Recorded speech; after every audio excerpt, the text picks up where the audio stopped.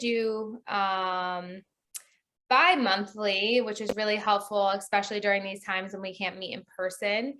As you all know, I'm very passionate about this, about bariatric weight loss surgery.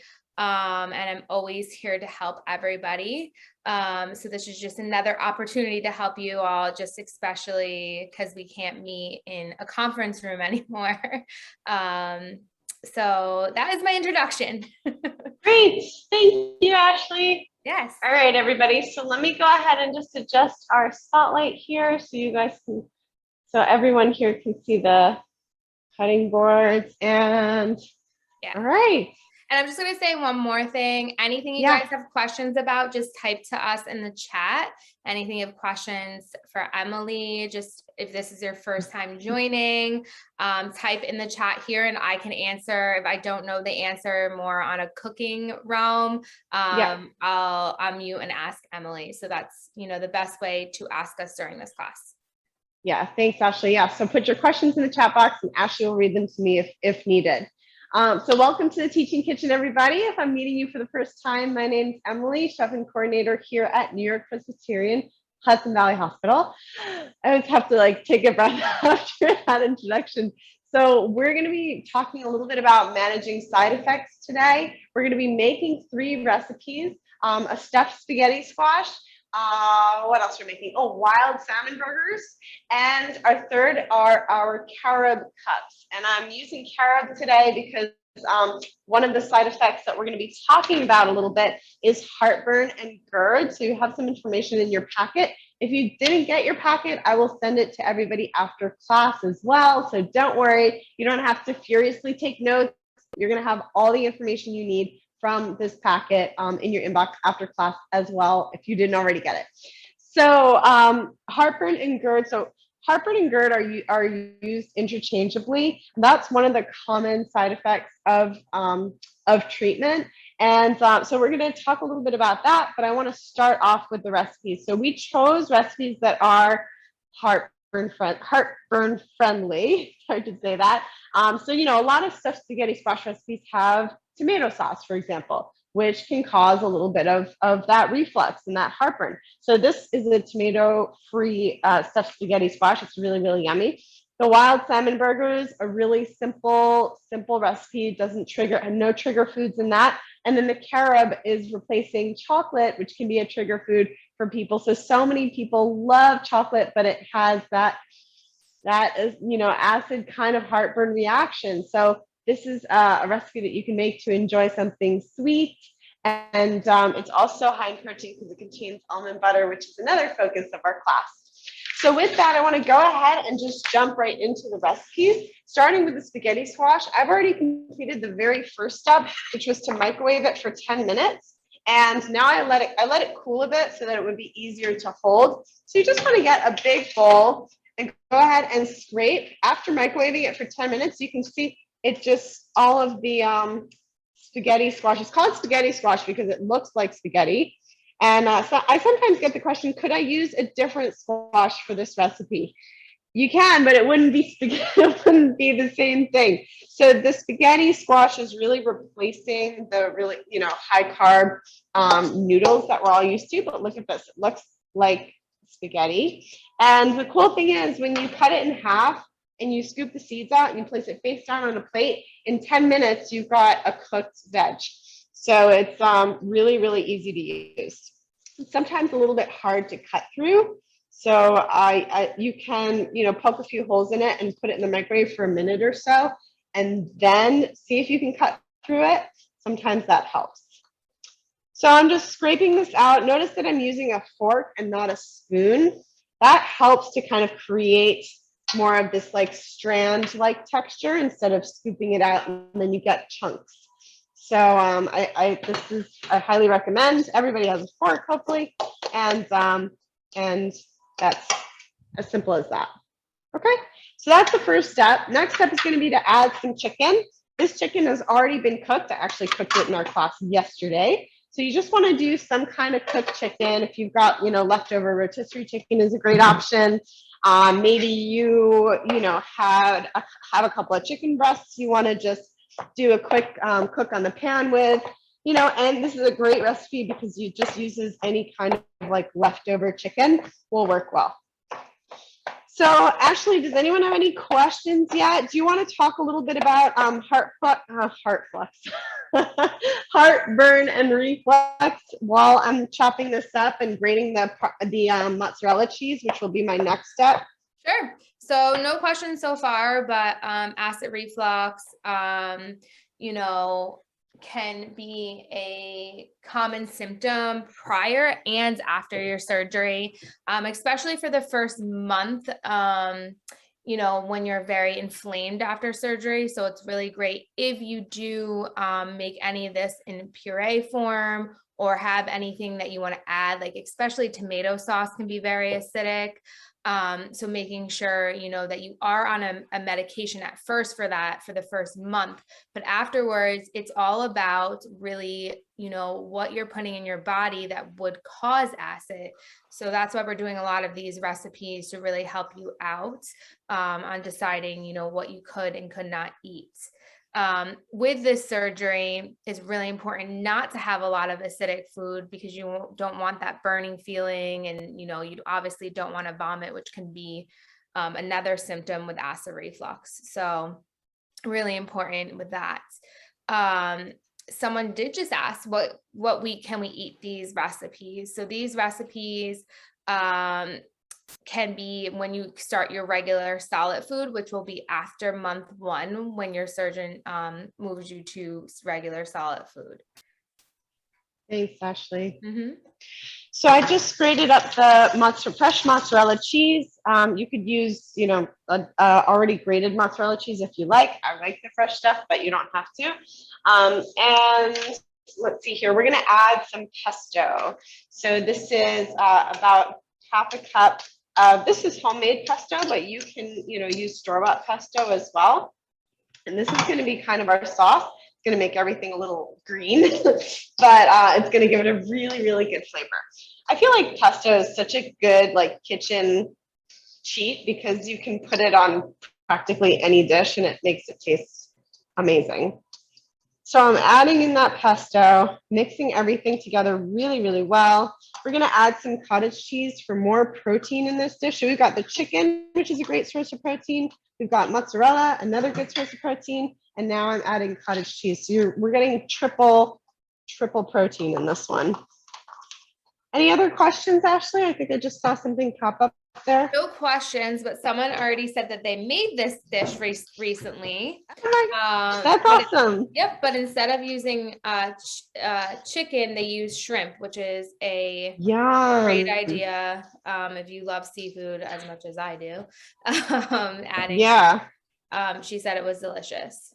I love that. Yes, thank you. Can we sub ricotta cheese instead of cottage cheese? And yes, you can, as long as it's low fat. Yep. Definitely. Yeah. Someone else. So I'm gonna. Sorry. Yeah, go ahead. Someone else wrote, I do not like squash. What else can be used? My opinion is it's not squash. Yeah, go ahead. Mine is zucchini noodles. If you wanted to do that, be like zucchini. But this is like the least squashy of the squashes, if that makes any sense. It does not taste squashy at all. It actually tastes like you're eating pasta. Yeah. You could use a chickpea pasta if you wanted to do something like this. I'm really all about eating chickpea pasta. I think it's healthier, obviously. Not a lot of carbohydrates or bad carbohydrates for you. And yes, someone asked if the mozzarella cheese is low fat, and yes, you should use low fat mozzarella cheese. Yes, if you can find low fat. I don't think this particular one is, but you can. It's definitely out there in the world. One more question. We got a lot of questions. Okay. I love pesto, but allergic to tree nuts except almonds. Do you have a nut-free pesto recipe? Okay. Allergic to tree nuts except, so almonds are okay. Yes. That's what I'm hearing. Yep. So and what about pepitas, green pumpkin seeds? That would probably be okay too. Yeah. So you could definitely make pesto using pepitas and almonds. You can, just use that instead. Yeah, it's really good. I really like the pepitas because they're green, so they look like they look green and the basil is green. And so you kind of have this nice green sauce. If you're working with almonds, you know, you can definitely use the whole almonds. It will, the brown skin will have like, give it a little bit of a color. But if you wanted to also, they sell the slivered almonds, and those have no skin on them. And that's a great substitute as well. I was also thinking Marcona almonds, because those ones are peeled. Oh, delicious. And there might be blend smoother than Marcona almonds as well. Yeah, delicious. So these are ready to go in. You can see how quickly this dish comes together. I've got the broiler on, which is just going to melt the cheese. You know what? I'm going to move this down a little bit because my broiler is like, my shelf is so high that the broiler is like right there. So we're going to see how that goes. All right. Any other questions about this recipe before we move on to the salmon burgers? Nothing right now. Great. So if you're following along, salmon burgers is on the next page, wild salmon burgers. I got, we're using canned salmon for this.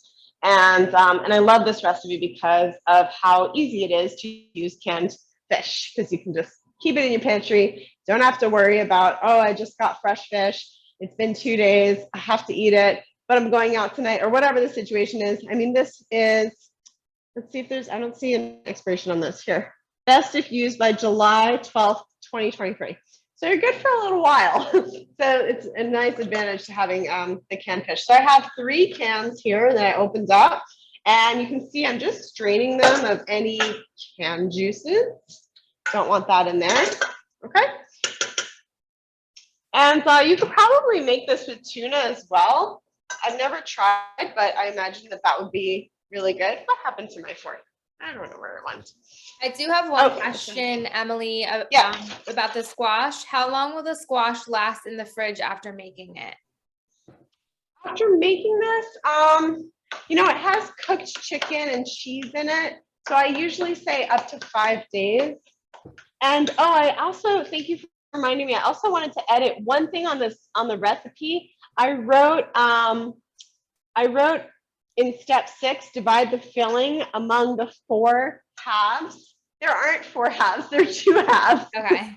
So I don't know why I did that. But that was just one thing. But I would say about 5 days in the fridge. I imagine it could freeze well though. What do you think, Ashley? I feel like it could. I think that it could freeze well, yeah, for sure. Yeah, so you know, I know a whole spaghetti squash is like it's a lot to work through. So yeah, maybe you can scoop the filling out and like just mix everything together, scoop the filling out and freeze that, and then when you're ready to have it, you can, you know, toss it in a pan or something. Yeah, and even if you are freezing it and then recooking it, I always tell people to add like chicken broth or vegetable broth. Yeah, soften it up a little. Guys. Good idea. Couple questions for you. Go on. Can you substitute for this recipe you're doing now? Can you substitute this with chicken, not a fish eater? With chicken, so like the canned chicken. Yeah. I guess that's the question. I've never tried it. I'm just working on zesting a lemon here. I've never tried it, but I suppose you could. Thing is, you might need something to, well, it could work. It could work because we have the eggs to bind it together. Yeah, I'm curious. Unsure. Okay. But let me know if you try, and then we'll be able to update the recipe. Okay. And then next question. Oh, I have a lot of questions. Sorry. Good. For the squash, if prefer oven cooking rather than boiling, what temperature, shelf amount, time? Like if you'd rather just cook it in the oven. Okay, so if you don't want to use the microwave or you don't have a microwave, that's what I'm hearing the question is. Yeah. You could definitely, cut the squash in half. I leave the seeds in when I do it in the oven because I find that when I take the seeds out, it kind of dries out too much. So I would just cut it in half, put it face down on a sheet pan, put it in the oven. I usually do about like 375, 400, and until it's soft, which takes somewhere between like 35 and 40 minutes. Okay. And then Next question. Can the squash be prepared and then frozen before cooking? I wouldn't do that only because it might get a little too waterlogged. I don't know though. Not sure. Okay. Like, can the squash be like steamed and scooped out? Yeah, I think it could work. It could work. Yeah. Yeah, it just might like be a little watery, which it sounds like it's kind of okay for this group. Yes. Adding more moisture. Yep. Other person just says she doesn't have the packet to this, but the packet is in the email in the link. If you go all the way to the bottom, it's there. If you do need it, you could just email Emilie and she could. Yeah, don't worry. After this class, I'll send everybody a feedback survey, and I'll send you the packet, and yeah, you'll have all the information. Perfect. Sometimes when you register for a Zoom, if you mistype your email, then I will send it to the mistyped email. That could be a reason why you maybe didn't receive it. Because I sometimes get emails that bounce back to me that says, so-and-so at AOL could not, mail could not be delivered. So just be careful when you're typing in your emails, and it should be fine. Okay. All right. Lemon zest and juice is in. We're going to add some almond flour, about half a cup. That was a very scant half a cup. There's a little bit more. So this is what we're using, almond flour. Different from almond meal because it doesn't have the peels on there. You could use almond meal as well, though. Either one I think would work well. And we're going to mix that together with, I've got some garlic powder, some ground mustard seeds, and some salt and pepper. So that's what's in here is our seasonings. If you don't have the mustard or the ground mustard seeds, you can add a teaspoon of regular mustard if you wanted to. I find that it just gives it a nice little flavor. It's certainly not, a make or break for this recipe though. Yeah. All right, let's add our eggs. So we're adding 2 eggs. And that's it. You're going to mix this all together. I like to add some scallions. I think I'm going to get a larger bowl just to make it a little easier to mix everything around. I was very optimistic with this little, this little bowl. So there we go. Gives myself a little more space to get those eggs in. Okay. So this is going to start coming together now that the eggs are in there. You'll see it was kind of like loose and crumbling before. Now it's really binding together. And I'm going to add scallions, but if you wanted to add different herbs to this, certainly you could add, dill would be really good. Cilantro would be yummy. Fresh chives would be delicious. What else? Parsley, basil would be good. So pretty much any of the soft leafy herbs would be really tasty in this recipe. I think the scallions and the chives in particular are nice because the kind of oniony flavor is really delicious. but yeah, I think onions are not on my list of trigger foods. So if you wanted to, if you could tolerate onions or even scallions, or even shallots, the other onion, those would be really good too. Okay, so let's get this pan heated. Get it nice and warm. See how our squash is doing. Oh my gosh, it's done already. We'll take it out, turn this off. Let me show you what this looks like. It's just so quick and delicious. Just one of those great weeknight dinner meals, Okay, so there it is. You can see the mozzarella nicely brown on top. It's nice and warm. So this is done. So that one question about the broil was if she didn't have a broil on her oven, how long would she cook it for without a broil? Oh, I'm so sorry, I misunderstood. So if you don't have a broil on your oven, you just want to cook it. Basically, all of the ingredients are technically cooked in there. So you just want to cook it until the cheese melts and gets super gooey and yummy. That's the goal. And if you can brown the cheese, great. And if not, that's fine too. Yeah. And one more. Sorry about that. No, you're fine. One more question was that lemon in with the fish. And yes, that was zested lemon. Yes. And juice the whole lemon. And then another question, which we had talked about before, is yes, you can use tuna instead of tuna canned instead of salmon. Yep. With this recipe. Exactly. Yep, you got it.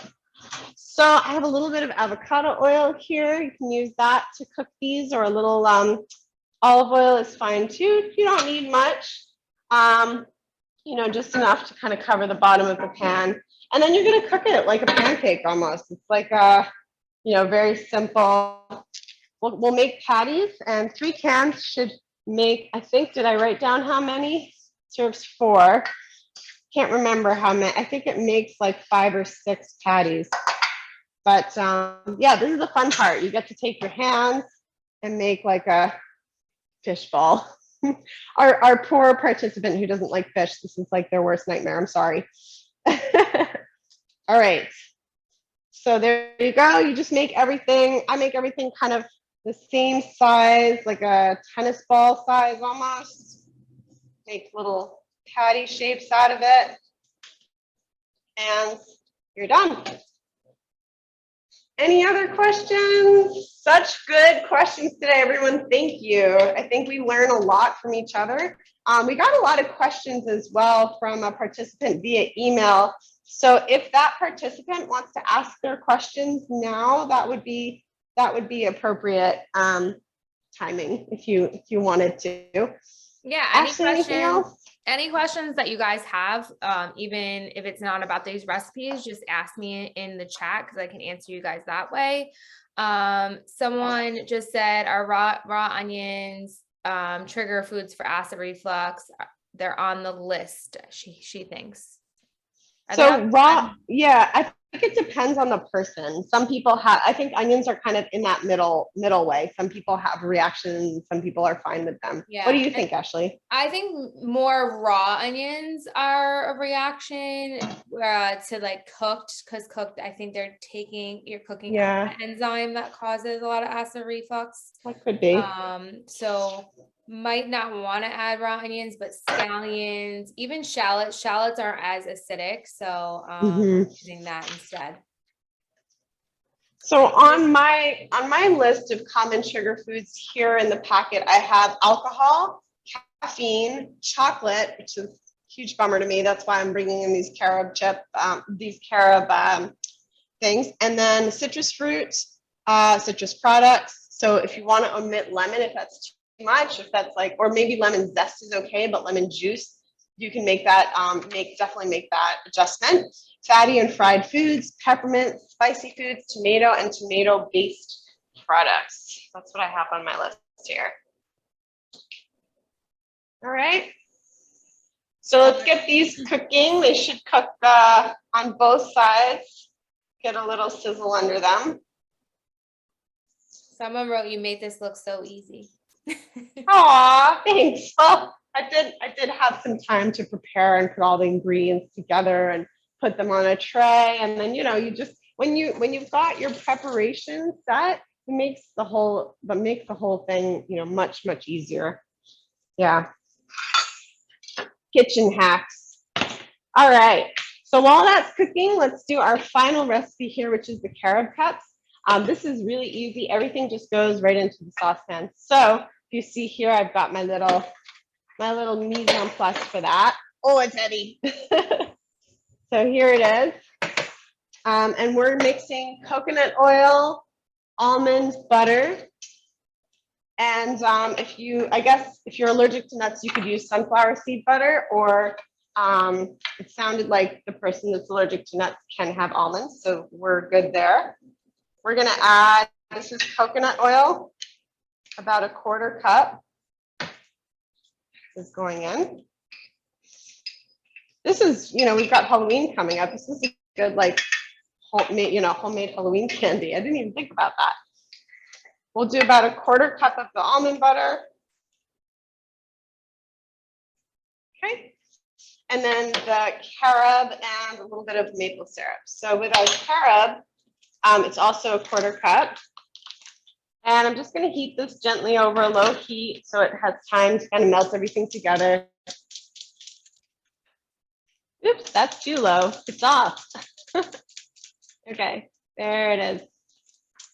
So here's our carob. It's hard to find carob powder. So when you do get your hands on it, it's good to grab it whenever you see it. And then carob is nice. It has this really sort of like malty, naturally sweet flavor. We're going to use a tiny bit of maple syrup. We'll do 2 tablespoons to sweeten this. But if you wanted to use like stevia drops or anything like that, that's a 0-calorie sweetener, feel free to do so. That's a fine substitution as long as you like the flavor of it. I'm good with it. Any other questions? Yes, I have a few. Okay. So what do we got? One question is, she's 2 years post-op, having a hard time eating meats like chicken, beef, or pork. Do we have any other fish recipes? We do have a couple fish recipes we've had in this class. Yeah, we've done some salmon ones, some other salmon ones, I think, and maybe a couple whitefish ones. Yeah, and we can send those over to you. There was one salmon one where we did salmon with the ground mustard and the turmeric, and I still make it to this day. Yeah. I remember that one. Really, really good. So you can always shoot me an email, Kim, and I can send you a couple recipes for those fish recipes because we have a bunch. Someone else wrote for this recipe, can you use something else besides coconut oil? It doesn't. Okay, so usually I try to offer substitutions for this recipe. It doesn't really work because the coconut oil does something magical. It becomes liquid at room temperature and it hardens when it's cold. So that's what's going to give these kind of that the texture that you need to get from them. Yeah, I'm sorry to say. I have to work on a recipe because I know a lot of people have issues with coconut oil.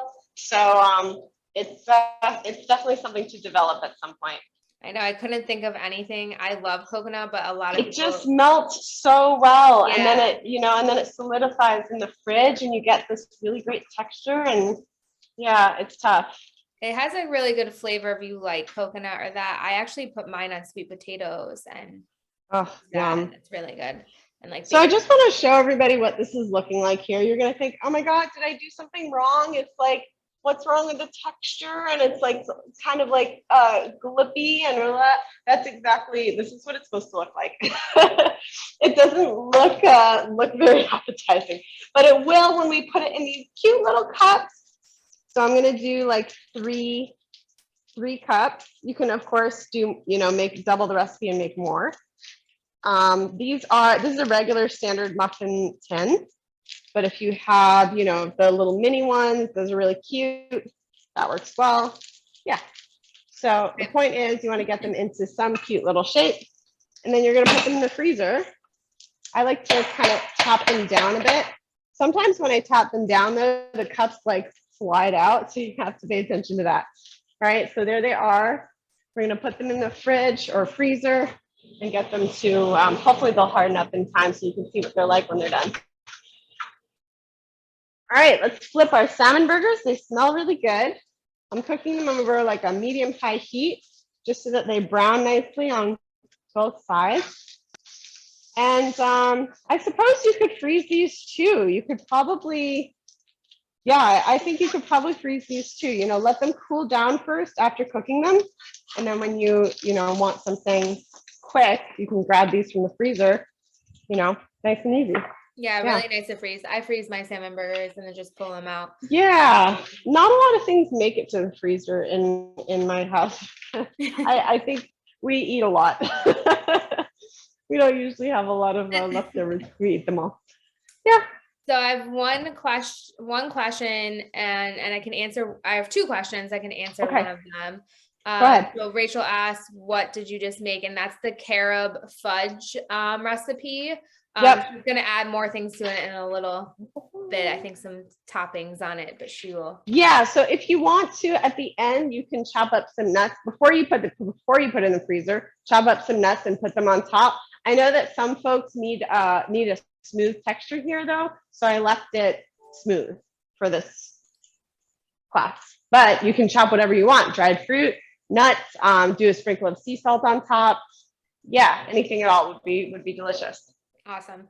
And then one other question. I gotta go back. Sorry. Yeah. Please refresh my memory on how to make your own sunflower seed or nut butter. Okay, so making your own nut butter, it's easy if you have a food processor. Otherwise, I don't know how to do it. Maybe if you had a Vitamix, you could probably do it in the Vitamix too, but you'd have to be scraping down constantly. So usually I work with raw almonds, and if I'm making almond butter or raw, sunflower seeds, put them in the oven and cook them until they're slightly golden and they're really fragrant. Don't burn them because your nut butter will taste bitter and it's not very yummy. So then you put, I would put about a cup at a time in the food processor, maybe a cup and a half, and you just let it go. So it's going to start off, breaking down the almonds, and it'll start to get, it's actually useful if you put them straight from the oven into the food processor. Maybe let them cool down for like a minute or so, but the heat helps to break down and draw out the oils. So you just put them in the food processor, be patient, don't overfill your food processor, otherwise it will take forever. But it usually takes about like 5 minutes of just having that S blade go around and around. Use a spatula to kind of scrape down the sides once in a while. That's it. You can add a little pinch of salt. You can flavor it with cinnamon. You can do mixed nuts, do hazelnut, walnut, and almond. I don't know. I haven't done like a pumpkin seed one, or sunflower seeds. I imagine is the same process though. Yeah. What else do I put in it? Cinnamon? Did I say cinnamon? Sometimes cinnamon. Really easy to make. Yeah. It just takes time. Yeah. And it's weird because the almond butter will just look like the almonds will just look like they're, cookie crumbs, and you just have to keep waiting for it to go around and around. Eventually it will turn to almond butter. Just like there's a moment where it starts to kind of form a ball, and then the ball goes around and around, and that's kind of, that's the right moment. Yes. So a couple things. Everybody's asking for the recipes. Just remember, all the recipes were in the attachment in the Zoom link, but also Emilie will be sending these recipes afterwards to your email. And anybody who wants fish recipes, please email me. I put my email in the chat, and I will get together with Emilie to remind ourselves of the fish recipes we did. I know the salmon and turmeric one. Yeah. We'll get together and send whoever wants those fish recipes. So please email me. I put my email in the chat. For all the recipes for today, they are going to be sent to you by Emilie. Promise. Either today or tomorrow morning after the class. Someone asked, any recipes for constipation? Could be something that we could actually do. That could be another side effect after surgery, especially when you're having a lot of protein. Maybe another class we could also do. It's a good idea. I mean, a classic one is prunes, right? Yeah. You can heat up some prunes in the microwave with some water so they get nice and soft. I don't know if that's on the accepted list. Actually. No, it's definitely on the accepted list. So yeah, you can do prunes. Other thing, someone said, besides heartburn, what other side effects should we be cautious of? And I think honestly, the main symptom after surgery you should be cautious of is heartburn, because you don't want a lot of acid in your stomach, especially when it's healing immediately after. Constipation is another one. As she just said, constipation can be a big thing, especially when you're eating a lot of protein only. And then nausea, but nausea kind of goes away once you are a month out and really your swelling has gone down. So those are kind of the three top side effects after. And sometimes like ginger tea can help with nausea. If you take some fresh ginger and grate it into, a pot of water and let it simmer for 10 minutes or so, that's fresh ginger tea. But of course you can just buy, great tea brands that have just ginger tea, and it really helps. Yeah. Someone said about gas. There's a lot of foods to avoid if you're having a lot of issues with gas, but especially in the beginning, obviously we want you to take your Gas X. That will really help you with the gas, especially when your stomach's really tiny. After surgery, there's a lot of foods you can steer away from that cause a lot of gas. I think did we do a class about that? We haven't yet. Let me see what else we have. Ashley, can I put the spotlight back on you so we can see you while you're answering? Yes. Okay. Yeah. Is that the rest done with it? We're done with the cooking part, correct? Yeah, I'm just going to take out the carob in about 5-10 minutes when the class is over, but we finished everything. Yeah. So we have, a few minutes to discuss anything. I'm just going to get into the chat and kind of read what you guys have here. Someone asked what causes the nausea, especially the nausea can be after surgery when you have a lot of inflammation and gas. So that's where Gas X comes in to help. Someone wrote ginger tea too, which you said already with the gas. Another great recommendation here from Michelle is to add probiotics if you're suffering from constipation. Getting a really good probiotic is a big thing. When can we introduce prune stir diet? I'm 3 weeks post-op. So you can introduce small amounts of prunes after month 1. But I definitely feel if you're having a lot of those issues, please make sure you add probiotic, you walk. If you're having a lot of constipation, add Miralax to one of your drinks per day. That will really help as well. What is a good food for iron instead of taking a pill? Are you still there, Emilie? I feel like that's a good question for you. Iron-filled, iron-enriched foods. Yes, so iron-enriched foods. Yeah. Okay, so foods that are particularly high in iron, well, there's, of course, meat has a ton of iron in it. Specifically, the red meats have a lot, but if you're leaning towards other sources of iron, that would be your leafy greens, so your spinach in particular. The funny thing, though, about the iron that you find in vegetables is that it's called non-heme iron. So it's not as easily absorbable by the body. So you want to pair it with a source of vitamin C so your body can catch it and unlock it. It's kind of like a lock and key mechanism. So if you're making a spinach salad, if you make like a lemon vinaigrette, then that would be a great way to, have some vitamin C with that, or some lemon in your water, or an orange for dessert, or something like that. So leafy greens, great source of iron. Prunes actually contain a good amount of iron as well. Molasses is ridiculously high in iron. Wow. And I think 1 tablespoon has like 15 or 20%. Other sources of iron, lentils, your legumes, the whole legume family are high in iron. And yeah, I think those are really the main sources that I can think of. Great. Yeah. Oh, chocolate. I think chocolate has iron, right?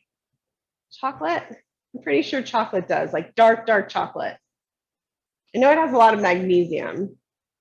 I think it has iron too. Okay. I have a lot of questions. Sorry. So go ahead. I'm gonna mute myself. I will come back to you if I need you. Don't go away. I'm here. I'm right here.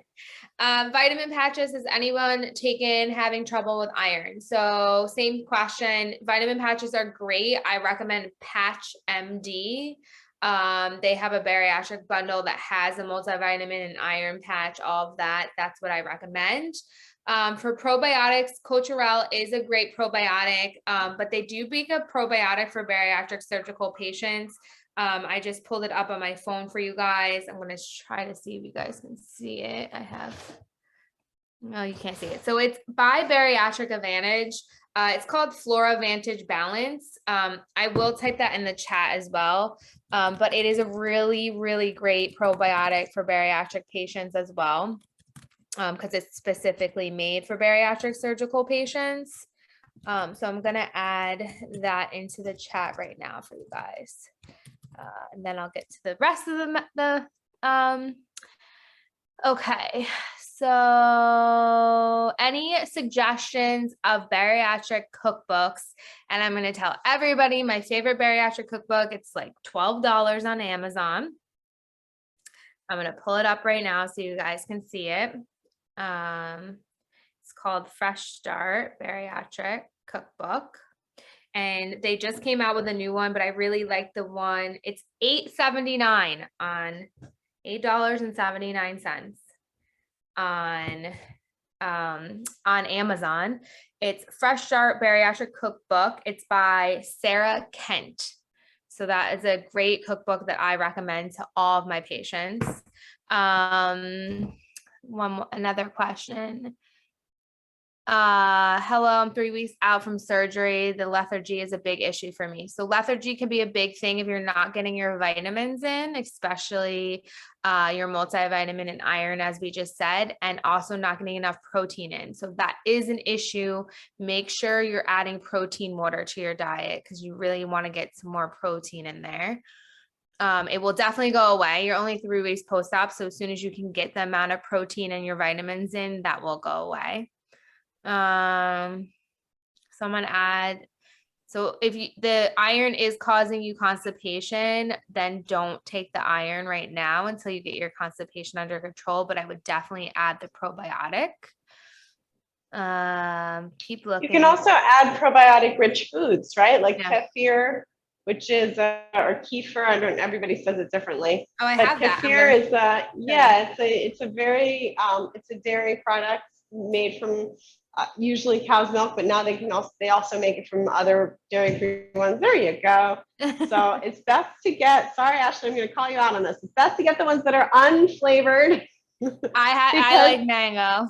Oh, okay, that's fair. It does have a lot of sugar in it, so exactly. So I always recommend getting the plain ones, and then if you want to blend your own, fruit into it, that would be But it's a great source of probiotics, and that's really, really, really helpful. Yes.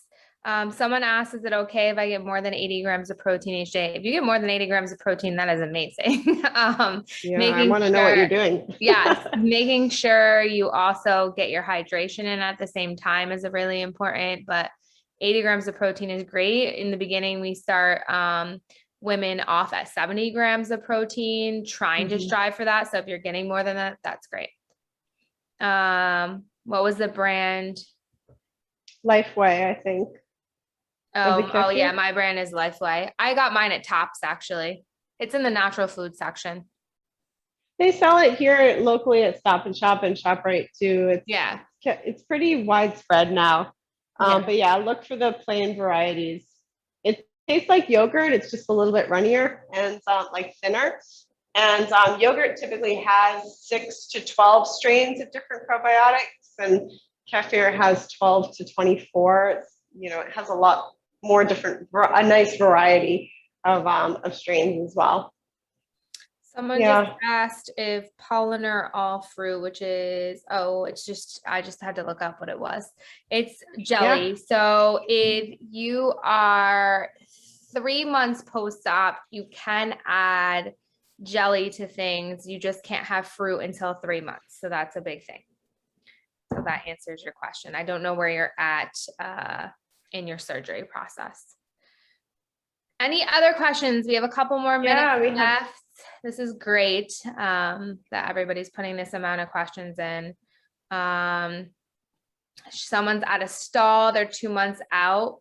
So if you're at a stall, I will go back to really making sure you get 40 to 70 ounces of your hydration in at first. And then making sure you focus on protein only. And so, about 3 to 4 ounces of your protein, and then about 1 to 2 ounces of veggies. So getting back on that. But a lot of people stall with not getting enough hydration in. So that's a big thing. What can you eat with yogurt to make yourself feel full? Could you add granola? So I can't say to add granola because that's just carbs. I'm trying to think what you could add in your yogurt. Cooked oatmeal. I like to mix those two together. Oh yeah, you could do, you could make healthy granola with oatmeal. I've actually done that. Yeah, with oats. There Make is an your own. oat granola, so you could do that, yeah, or just adding cooked oatmeal to your yogurt is really good. You could also do overnight oats. There's an overnight oats that we do in our cafeteria, and it's overnight oats, and then they put plain Greek yogurt and sliced strawberries and a little maple syrup on it. It's really, really good. I think they put chia seeds in there too, And chia right? seeds, yeah, Yeah. really, really good. Someone said to add protein powder to your yogurts to fill you up. Someone add Premier protein water, which is called Premier Clear. Really good to get some protein in is by drinking protein water. Anything else that ends where it's 6:15, so that does add, I just want to show you the Carob Cups because they're done. Yay. So you can see they've hardened, and then you have this delicious little treat. So that's the beauty of the coconut oil is it does this. There's no oil that also does this. A serving of these are the big ones. So a serving, I would say, is half of the big ones. Yeah. Okay, cool. All right. Thanks so much, everybody. Thank you so much, everybody, for joining. We will be getting another class together, hopefully in the next couple of months. Yeah, maybe in December before the holidays. Yeah, for holiday great. cooking. Yeah, be awesome. Okay. All right. Thanks so much. Thank you, Emily. Bye, everyone. Bye. Bye, Ashley. Thank you.